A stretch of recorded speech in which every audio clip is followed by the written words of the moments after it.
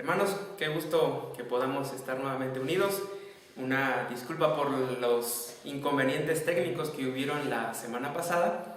Esperamos que en esta ocasión no haya ningún inconveniente y vamos a entrar de lleno ya al estudio para aprovechar el tiempo, y les invito a que hagamos una oración para tener la guía del Señor, su Espíritu Santo guiándonos a través de su palabra en esta hora. Oremos. Te agradecemos, Señor, en esta hora por este tiempo. Te pedimos que tu palabra sea la que hable a nuestra vida, la que me use y también a todos aquellos que nos están sintonizando. Gracias, Señor, por este tiempo, porque tú nos has permitido, a pesar de las inclemencias del tiempo y también los inconvenientes tecnológicos que han habido, estar reunidos virtualmente para poder meditar en tu palabra.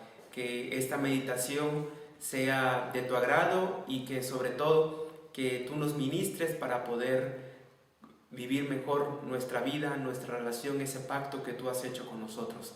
En el nombre de Jesús, amén.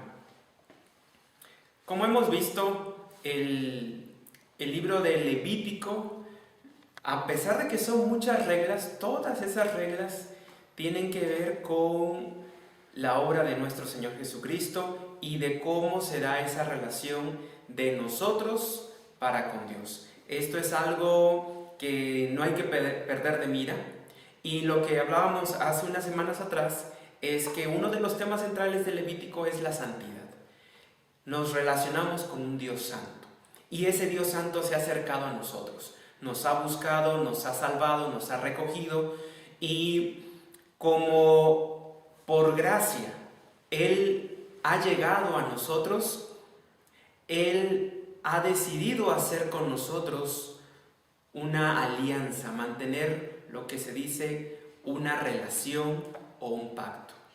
Y esa relación y ese pacto sí tiene ciertas normas que es importante de cuidar y de mantener para la buena relación con nuestro Dios.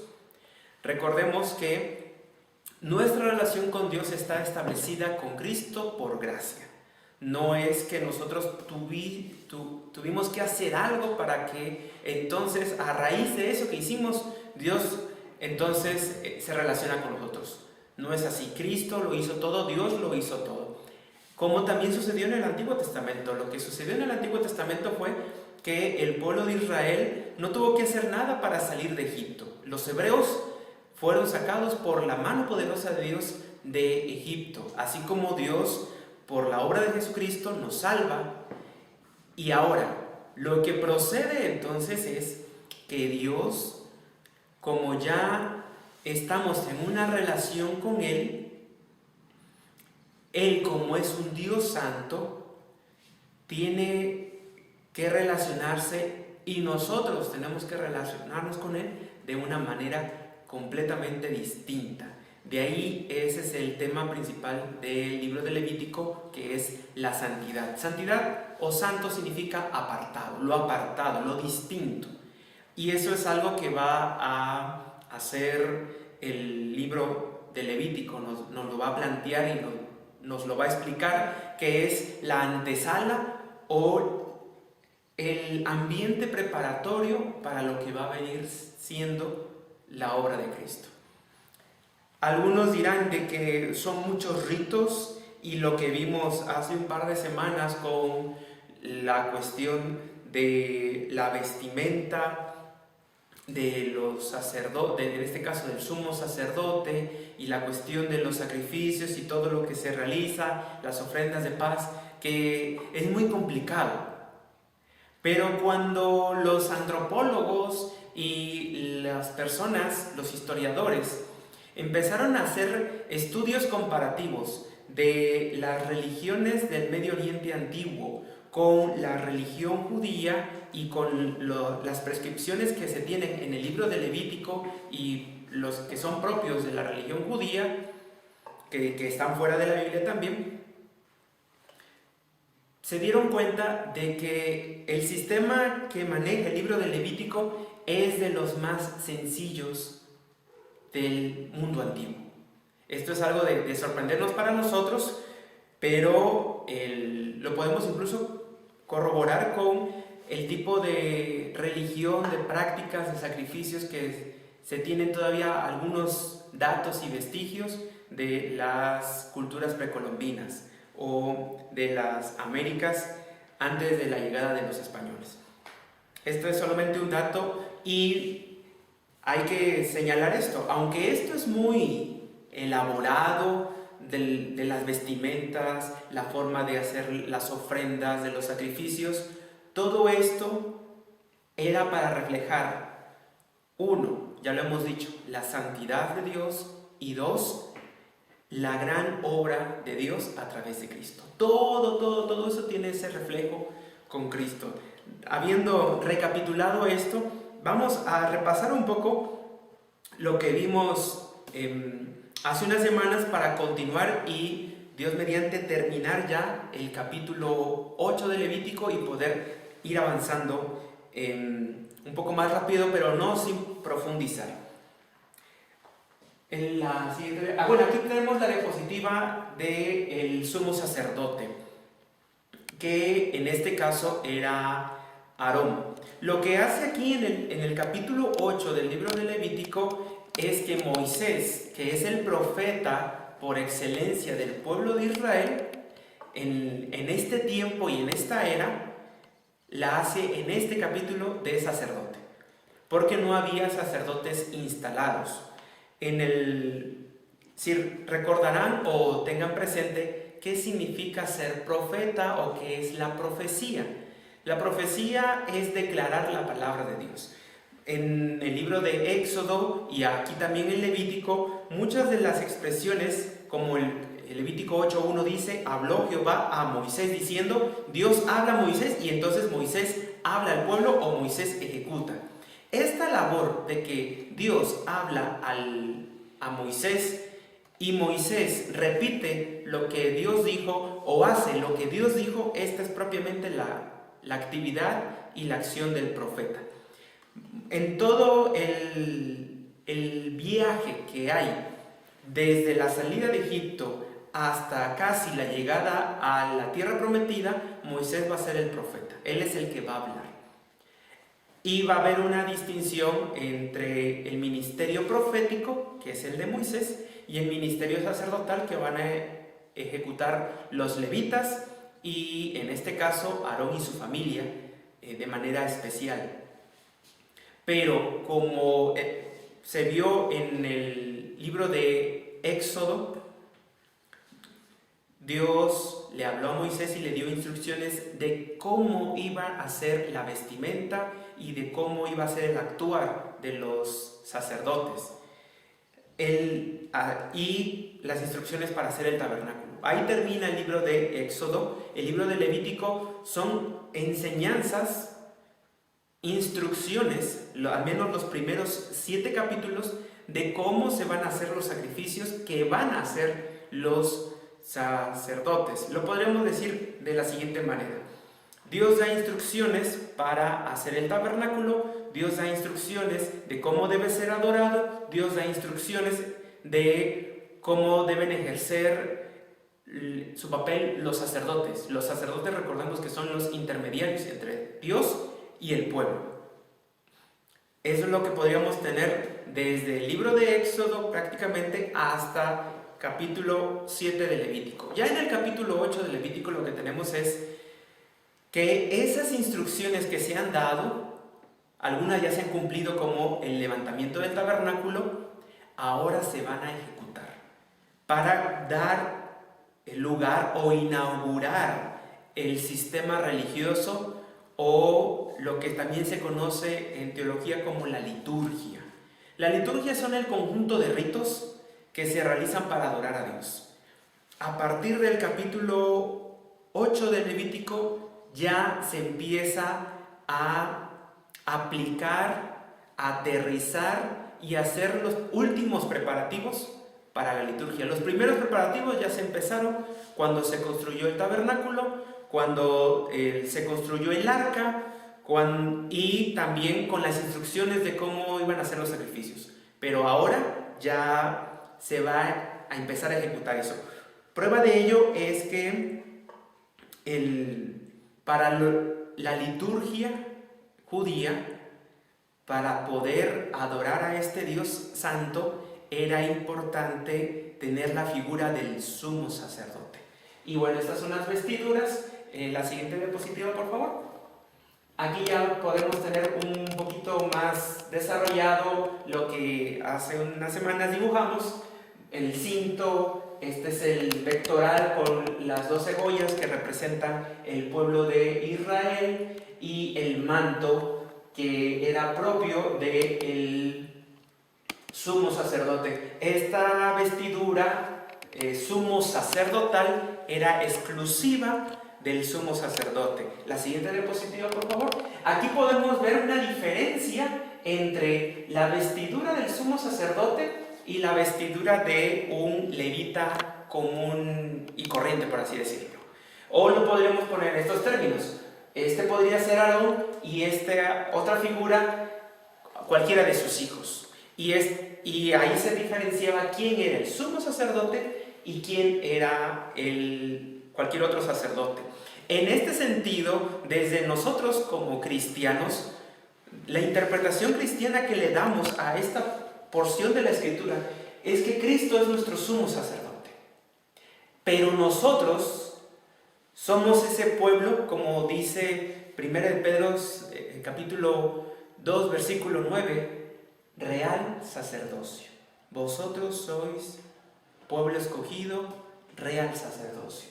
Nosotros somos ese pueblo de sacerdotes. Nosotros ministramos como Cristo, como nuestro sumo sacerdote. Él es, por así decirlo, nuestro capitán sacerdotal, y a nosotros nos corresponde ser esos sacerdotes. Y esto tiene una implicación muy, muy especial y muy práctica en la vida cotidiana, y es que si Cristo es nuestro sumo sacerdote, si Él fue el santo de los santos, a nosotros nos corresponde vivir en santidad. Si Cristo se diferenció del resto de los seres humanos, nosotros también nos corresponde ser diferenciados, ser diferentes del resto de las personas. No para que al ser diferentes entonces Dios esté con nosotros, no, es porque nosotros ya fuimos apartados por Dios. Cristo nos ha hecho diferentes, y entonces a nosotros nos corresponde, por así decirlo, ponernos esas vestiduras sacerdotales. En los versículos, veíamos la vez pasada, el versículo 6 del capítulo 8 hasta el versículo 9, Moisés, haciéndola de sacerdote, porque por así decirlo, más adelante lo explicaremos más, está vistiendo a Aarón, viste a Aarón. Después, versículo 10, Moisés unge el tabernáculo. Recordemos que el tabernáculo estaba ya levantado, pero no estaba en funciones. ¿Sí? No hay que tener esa idea de que el tabernáculo ya se encontraba en funciones. El tabernáculo estaba, por así decirlo, en una construcción en obra negra. Pero faltaban esos detalles, el repello, el azulejo, amueblarlo, para que entonces ya entrara en funciones. Aquí en este capítulo 8 y en el capítulo 9 vamos a ver cómo ese tabernáculo entra en funciones. Y uno de esos pasos para que pudiese entrar en funciones, dice el versículo 10, y tomó Moisés el aceite de la unción y ungió el tabernáculo, es decir, esparció aceite en todo el tabernáculo, todas las cosas que estaban en él las santificó y roció sobre él en el altar 7 veces, ungió el altar y todos los utensilios y la fuente de su base para santificarlos. Podríamos decirlo, se estaba consagrando, apartando, haciendo especial esos utensilios. La lámpara del tabernáculo, no era cualquier lámpara. El altar no era cualquier altar. El lugar, las cortinas del tabernáculo no eran cualquiera. se estaban dedicando con el aceite. También mencionamos que el aceite en el Antiguo Testamento significa la presencia y la obra del Espíritu Santo. En este caso, este aceite está santificando, está apartando, o por así decirlo, está siendo sellando, está poniendo su marca el aceite, porque no sé si a ustedes les ha pasado, pero cuando les cae aceite en su ropa, es muy difícil que esa ropa vuelva a su estado original. Al menos actualmente ya la tecnología ha avanzado tanto que hay productos de limpieza que pueden quitar las manchas de grasa, antes no. Y eso significaba de que las ropas, en este caso las vestiduras del sumo sacerdote y lo que era el tabernáculo, sus cortinas y todos estaban, por así decirlo, a nuestra vista, manchados con aceite. Pero desde la visión religiosa estaban sellados con el Espíritu Santo. Significaba que Dios estaba obrando en eso. Y eso también lo tenemos nosotros y lo vamos a ver en un momento más. Lo hace Moisés con Aarón, lo unge. Esta acción que hace Moisés como profeta y sacerdote en esta ocasión de ungir a Aarón es que el Espíritu Santo está sellando a Aarón. Y esa acción la tenemos nosotros también. El Nuevo Testamento nos dice que nosotros hemos sido sellados por la obra del Espíritu Santo. Efesios capítulo 1. Somos sellados, somos apartados. En otras palabras, cuando nosotros como cristianos reconocemos nuestra condición pecaminosa, reconocemos que no podemos ser salvos por nosotros mismos y que necesitamos la obra de Cristo en nuestra vida, que solo a través de Él podemos ser salvos, el Espíritu Santo viene y sería como esta unción o esta acción que hizo Moisés de tirar aceite sobre el sumo sacerdote y sus vestiduras. El Espíritu Santo nos sella y viene a morar en nuestra vida, viene a estar con nosotros y significa que Él no se va a ir. Hagamos lo que hagamos, Él no se va a ir. Así como en la antigüedad, algo que se manchaba de aceite, así se quedaba hasta siempre. Bueno, en nuestro caso, al creer en Cristo, el Espíritu Santo ha sellado nuestra vida, nos ha marcado para morar con nosotros para siempre. ¿Por qué? Porque sin santidad, Pedro dirá, nadie verá al Señor, pero sin santidad no se puede ministrar. Sin santidad no nos podemos acercar a Dios. Esta es una de las razones, aquí voy a hacer un paréntesis, de por qué todos los cultos tenemos oración de confesión de pecados. Porque en la oración de confesión de pecados nosotros estamos reconociendo de que somos pecadores, hay inmundicia en nuestro corazón y requerimos que Dios nos lave, nos limpie, porque en santidad es que nosotros podemos adorarle. Continúa en versículo 13. Después Moisés hizo acercarse los hijos de Aarón y les vistió las túnicas, les ciñó con cintos y les ajustó las tiaras como Jehová lo había mandado a Moisés. Las tiaras son este gorro, este turbante que tienen los levitas. Se podría decir que en un lenguaje común, la mitra, que es del sumo sacerdote, y la tiara, que es del levita, ambos son un turbante o un gorro, solo que es el término técnico o específico para referirse. Y aquí pues vemos que en este caso Moisés le puso la túnica, el cinto y la tiara, el gorro. Ahí lo vemos ya en la imagen. La siguiente imagen nos muestra otra semblanza u otra referencia de cómo era un levita normal.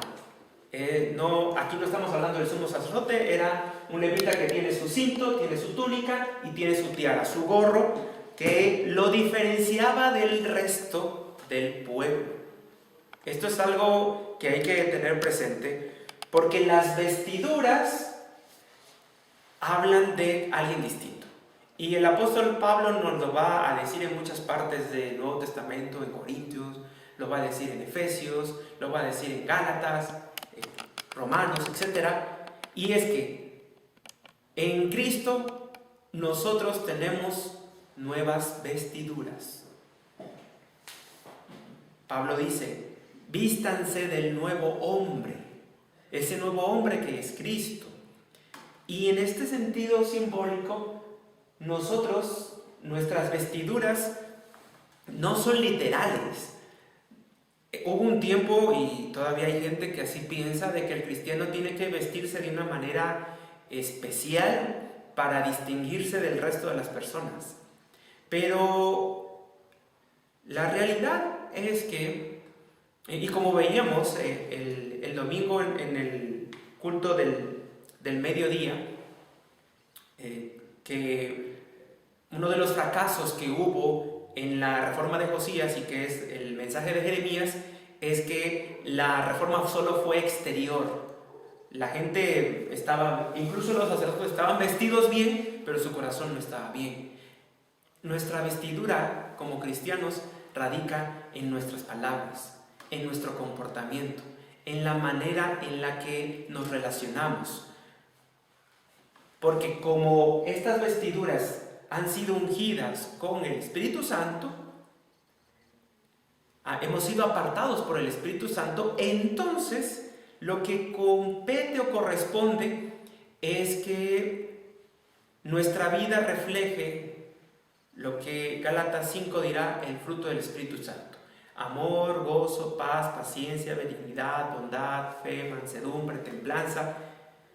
Estas cosas son nuestras vestiduras sacerdotales, la que hace la diferencia entre el que es cristiano y el que no lo es. Pero la idea del sacerdote y de esta vestidura era la siguiente: el pueblo estaba invitado a acercarse al sacerdote. Esa era la razón de que cuando podemos poner la siguiente, aquí bueno, es como otro tipo de referencia a las vestiduras sacerdotales, pero los demás judíos se vestían con otros colores oscuros sobre todo, y cuando veían a alguien de blanco, decían, ahí hay un sacerdote, con él puedo ir, porque él me va a ayudar a acercarme a Dios. Esa es la labor de nosotros como cristianos.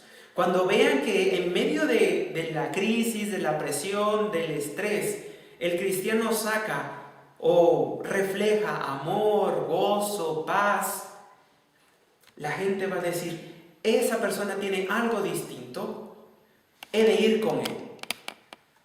Esa es la idea que tenían los sacerdotes antiguos y que tenemos nosotros ahora. Lamentablemente se han dado en algunas iglesias, en algunos medios, o inclusive nosotros mismos en el pasado, en donde la gente dice, ¿ese es cristiano?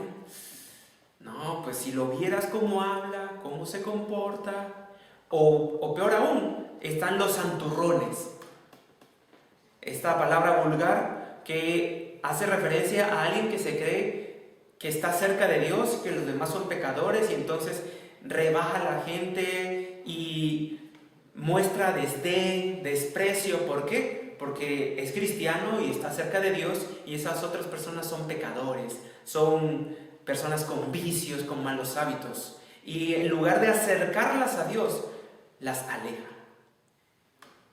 Si hay tanta revuelta en nuestros tiempos por ciertos grupos sociales que atacan de manera directa e intencional a la iglesia, no digo que todos, pero muchos de estas personas lo hacen porque fueron dañadas por cristianos que en lugar de ser santos, ministros que acercaran a Cristo a las personas, con su santurronería los alejaron.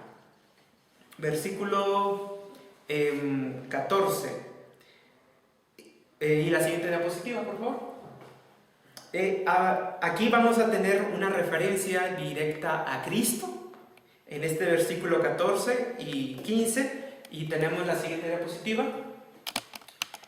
Dice: luego hizo traer el becerro de la expiación, y Aarón y sus hijos pusieron sus manos sobre la cabeza del becerro de la expiación y lo degolló.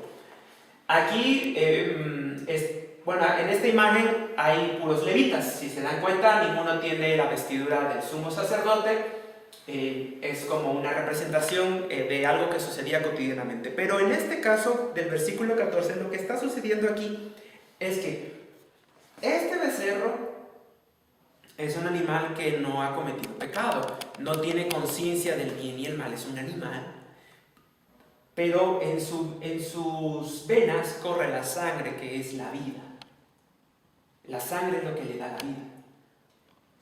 Pero quienes le están poniendo la mano a este becerro, es un becerro, el versículo 14, son personas pecadoras, que reconocen que han ofendido a Dios, y lo que están haciendo en este acto es transferir sus pecados al becerro. La consecuencia del pecado es la muerte. Y es la razón por la cual el becerro está siendo degollado. Ahí vemos correr la sangre. En la siguiente diapositiva, esta es como otra representación de cómo se hacía esto. La siguiente, y esto hace referencia a Cristo. Cristo, ¿qué significa la expiación? Es hacer justo al injusto. Pero este hacer justo al injusto es a través de alguien que no tenía por qué morir. Ese es el sentido de la expiación. Otra manera de entender la expiación es la purificación. La persona que ponía sus manos sobre el animal estaba transfiriendo sus pecados o su maldad al animal, y al ser degollado el animal, entonces esa persona, una vez que el otro animal moría,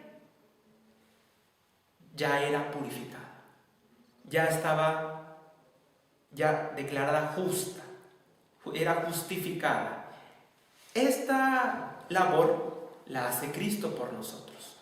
Nosotros ya no tenemos que poner nuestra mano literalmente sobre la tumba de Cristo, la cruz de Cristo, o algún clavo de Cristo, o algo por el estilo. Hay gente que incluso anda promoviendo el manto de Cristo y que pongo tu mano sobre... No, por la fe. Por la fe, nosotros creyendo que en esta cruz Él murió en lugar nuestro, como Él ya murió, nosotros somos purificados, justificados. La cuestión de estos sacrificios, como veremos en su momento, es que eran cotidianos y constantes, casi a diario. Porque ¿quién de nosotros está sin pecado o no peca a cada rato? Entonces, es nuestro deber acudir a Cristo, confesando ahora nuestro pecado. Esta también era la acción de poner las manos sobre el animal. De no solo le transfiero, sino era cuestión también de enunciar los pecados, la maldad. Cometí esto. Retomo lo que había mencionado hace un momento.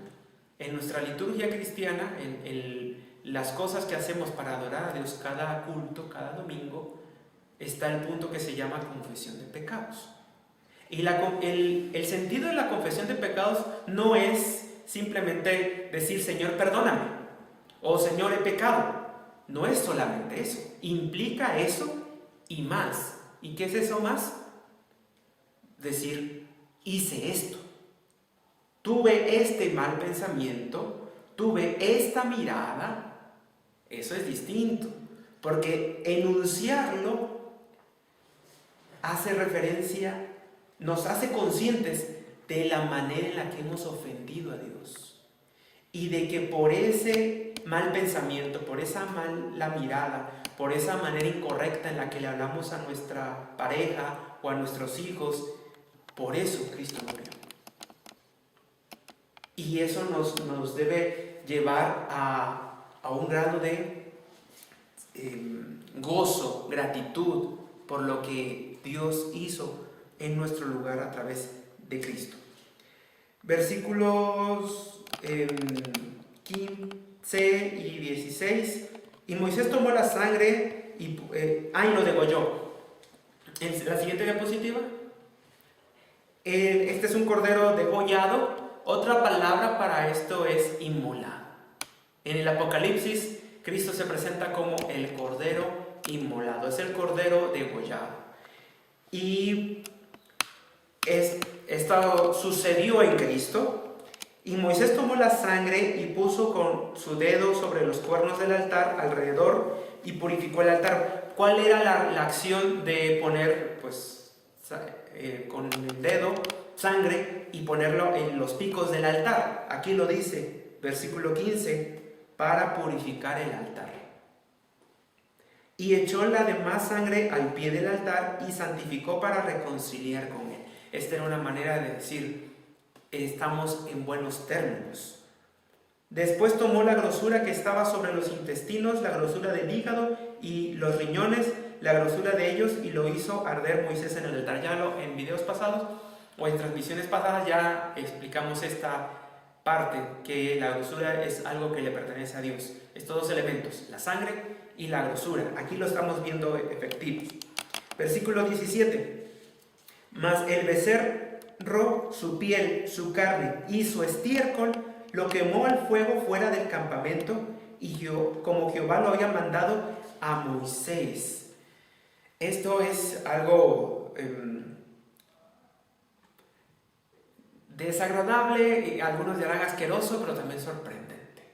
Porque estas partes del animal, en la religión judía y aquí en el libro de Levítico y en la Biblia, es lo inmundo. Es lo que Dios no puede aceptar, lo que Dios rechaza.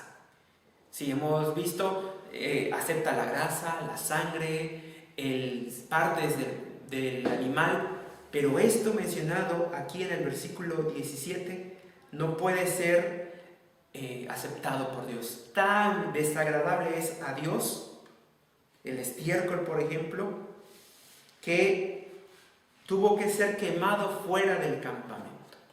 La interpretación que nos da la Biblia y que como cristianos tenemos de esto, la encontramos en Hebreos capítulo 13, versículos 11 al 14, que dicen así: porque los cuerpos de aquellos animales cuya sangre a causa del pecado es introducida en el santuario por el sumo sacerdote son quemados fuera del campamento, por lo cual también Jesús, para sacrificar al pueblo mediante su propia sangre, padeció fuera de la puerta.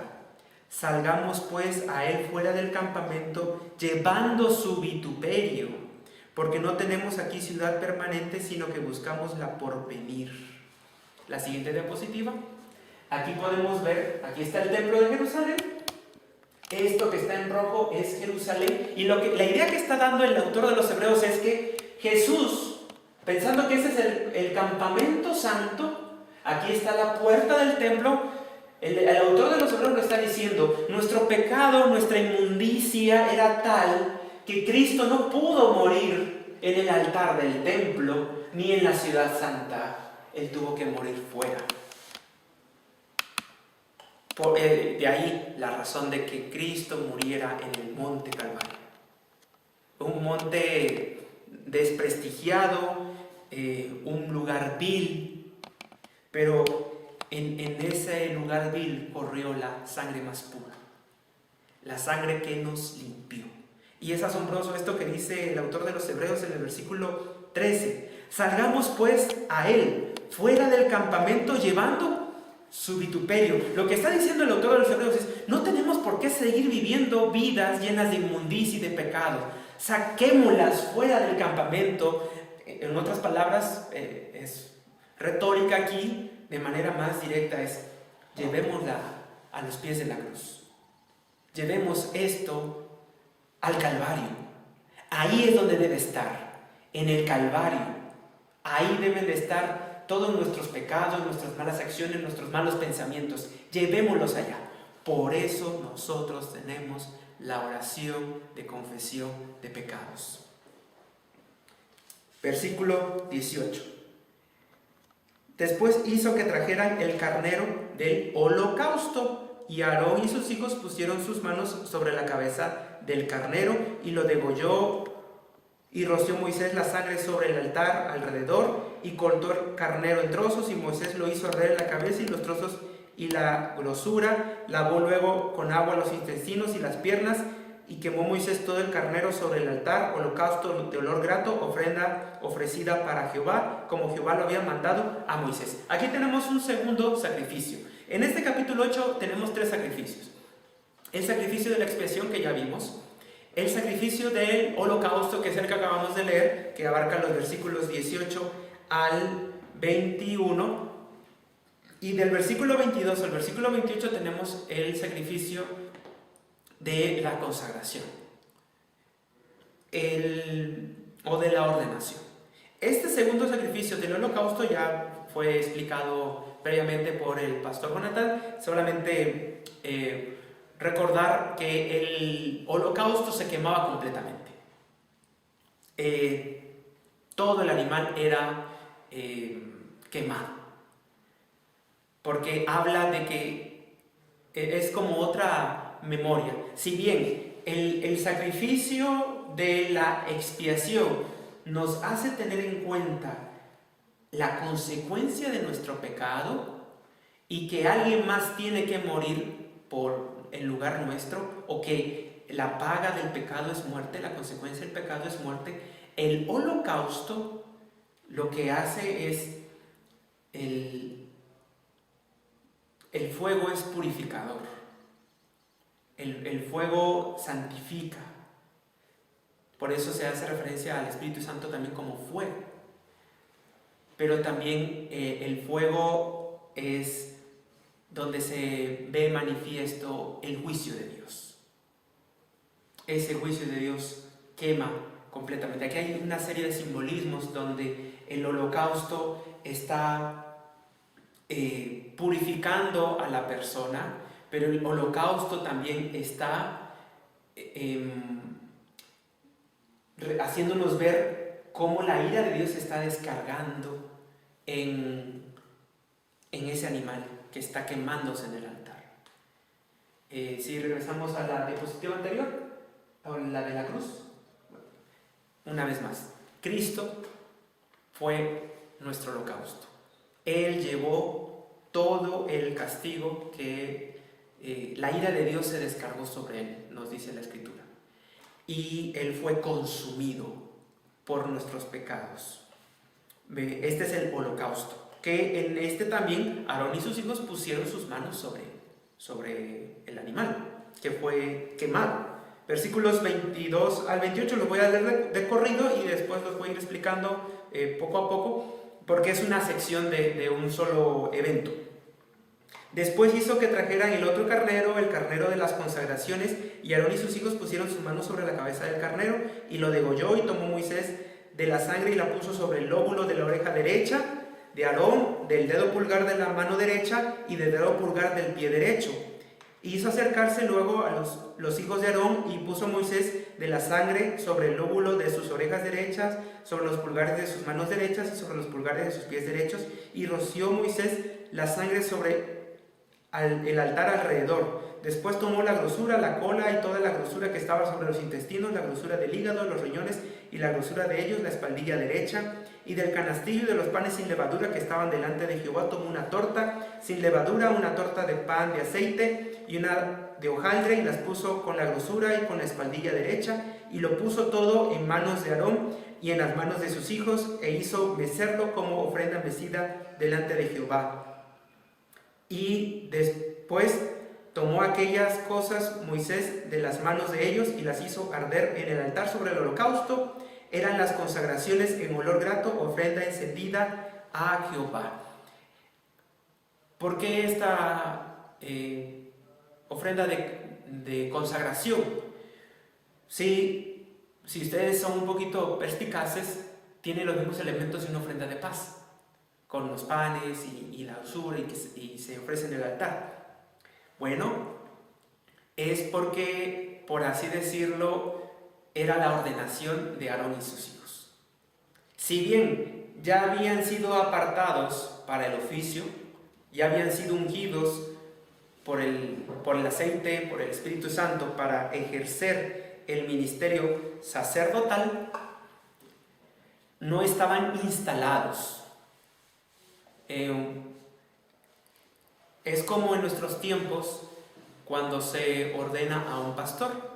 Ya tiene los conocimientos, ya tiene los estudios, ya visita, ya predica, pero todavía no puede impartir la Santa Cena y el bautismo, que son los sacramentos que nuestro Señor Jesucristo nos encomendó como iglesia.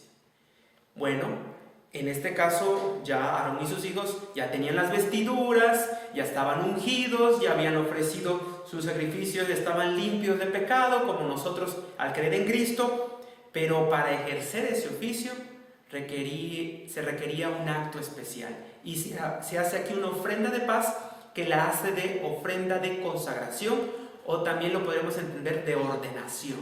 Ahora Aarón y sus hijos están ordenados debidamente para ejercer el sacerdocio, que ya a partir del capítulo 9 vamos a ver que ya ellos empiezan a ejercer el sacerdocio. Ya no es Moisés, pero aquí Moisés, como no estaban ordenados y él es el profeta de Dios, él los ordena, por así decirlo.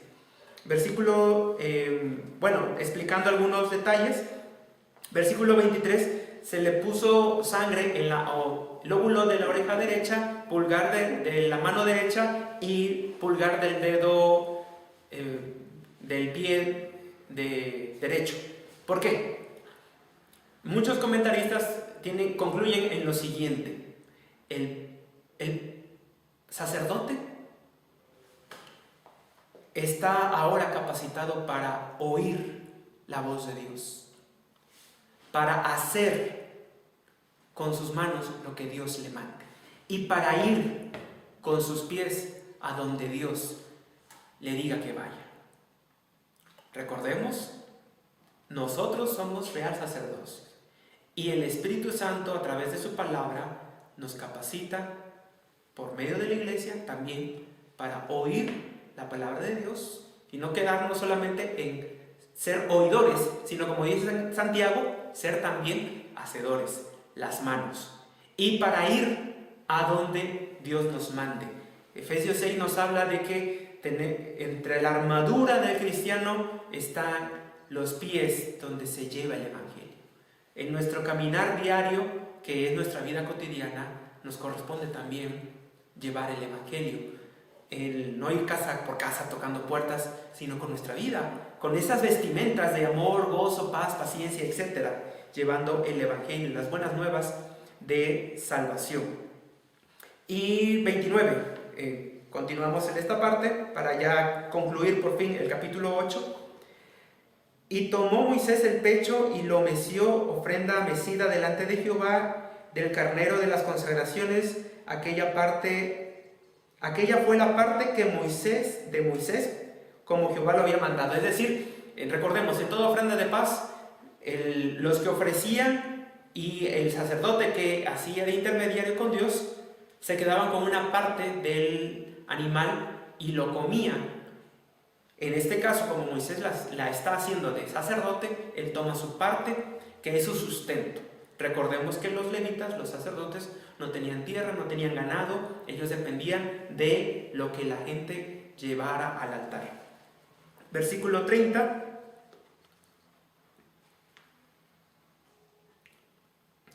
Luego tomó Moisés el aceite de la unción y de la sangre que estaba sobre el altar, y roció sobre Aarón y sobre sus vestiduras, sobre sus hijos y sobre las vestiduras de sus hijos con él, y santificó a Aarón y sus vestiduras, y a sus hijos y las vestiduras de sus hijos con él. Si bien ya habían sido ungidos ellos, ¿por qué otra vez? En nuestro caso lo podemos entender así: cuando creemos en Cristo, el Espíritu Santo viene a nuestra vida y nos sella y está con nosotros y nunca se va a ir. Una cosa es que el Espíritu Santo esté con nosotros, en nosotros, y otra que seamos llenos del Espíritu Santo. ¿Sí? Ser llenos del Espíritu Santo. La Escritura habla de que como cristianos no debemos entristecer, contristar al Espíritu Santo con nuestra vida, nuestro mal testimonio, etc.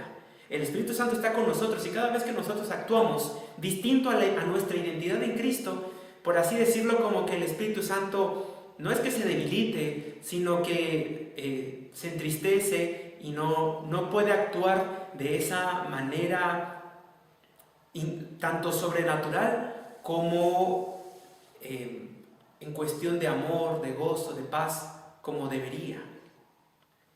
Esta enseñanza de Levítico 8, versículo 30, la tenemos replicada en el Salmo 133. Y no es casualidad que la tengamos ahí. Y vale la pena leer este salmo. Mirad cuán bueno y cuán delicioso es habitar los hermanos juntos en armonía. Es este mirar, este estar juntos y en armonía de los cristianos, del pueblo de Dios, el estar juntos como pueblo de Dios, versículo 2, es como el buen óleo, está hablando de la unción de aquí que acabamos de leer, Levítico 8:30, el buen óleo sobre la cabeza, la cual desciende sobre la barba de Aarón y baja hasta el borde de sus vestiduras, este evento. Versículo 3, como el rocío de Hermón que desciende sobre los montes de Sión, porque allí envía Jehová bendición y vida eterna. Hay gente que dice, y hay mucho charlatán, que profesa que ser llenos del Espíritu Santo es hablar lenguas extrañas, ser llenos del Espíritu Santo es el tener eventos sobrenaturales, es ver cosas, es oír cosas. Pero la Escritura nos está hablando aquí que el vivir juntos y en armonía es como la unción, es estar llenos del Espíritu Santo. ¿Cómo sabemos que nuestra vida está llena del Espíritu Santo? Cuando como iglesia, como hermanos, como familias cristianas, vivimos en paz y en armonía. Juntos y en armonía. Y ustedes no me van a dejar mentir, donde hay gritos, donde hay pleitos, donde hay portazos, ¿creen que ahí está sobreabundando el amor, el gozo, la paz, la paciencia, la benignidad del Espíritu Santo? Obviamente no.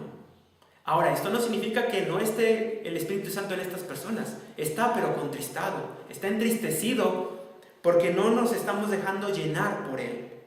Evidencias de la llenura del Espíritu Santo es ese vivir en armonía, ese vivir en paz. Ya estamos terminando, versículo 31 al 36.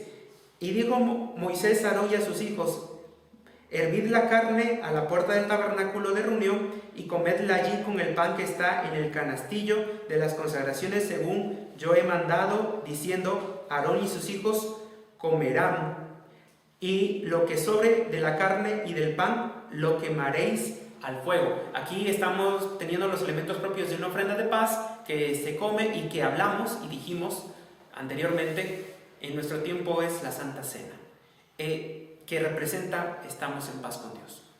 Dios ha hecho reconciliación entre Él y nosotros a través de Cristo. Es este suceso, 33 al 36, y terminamos el capítulo. De la puerta del tabernáculo de reunión no saldréis en 7 días, le está hablando a Aarón y a sus hijos, hasta el día que se cumplan los días de vuestras consagraciones, porque por 7 días seréis consagrados. De manera que hoy se ha hecho, mandó hacer Jehová para espiaros. A la puerta pues del tabernáculo de reunión estaréis día y noche por 7 días, y guardaréis la ordenanza delante de Jehová para que no muráis, porque así me ha sido mandado. Y Aarón y sus hijos hicieron todas las cosas que mandó Jehová por medio de Moisés. ¿Por qué 7 días? Bueno, el número 7 es muy común en la Escritura y habla de este tiempo divino. El número 7, número de Dios.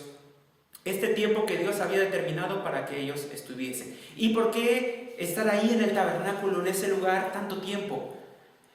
porque así el pueblo se dio cuenta de que Aarón y sus hijos no eran como el resto del pueblo. Se dieron cuenta el pueblo, después de este periodo de 7 días, de que ellos eran distintos, de que ellos estaban consagrados por Dios. El hecho de que nosotros nos reunamos como pueblo de Dios, convivamos juntos de una manera distinta en los términos de Dios, da evidencia que nosotros somos distintos. Y para ya terminar el estudio del día de hoy, versículo 36, solo para recalcar esto: y Aarón y sus hijos hicieron todas las cosas que mandó Jehová por medio de Moisés. Las ordenanzas de Dios no están nada más para aprendérselas de memoria, están para cumplirse, para obedecer. Ya la gran obra la hizo Cristo. Lo imposible lo hizo Cristo. Si Dios nos ha dado ordenanzas en cuanto a la vida cristiana, como el ofrendar, el diezmar, congregarnos, vivir en armonía, ser guiados por el Espíritu Santo, tener una devoción con Dios a través de la Escritura, etc., son cosas que nos corresponden hacer de acuerdo a la santidad que tenemos. Oremos para terminar este estudio del día de hoy. Padre, en el nombre de Jesús, te agradecemos por todo lo que tú has hecho.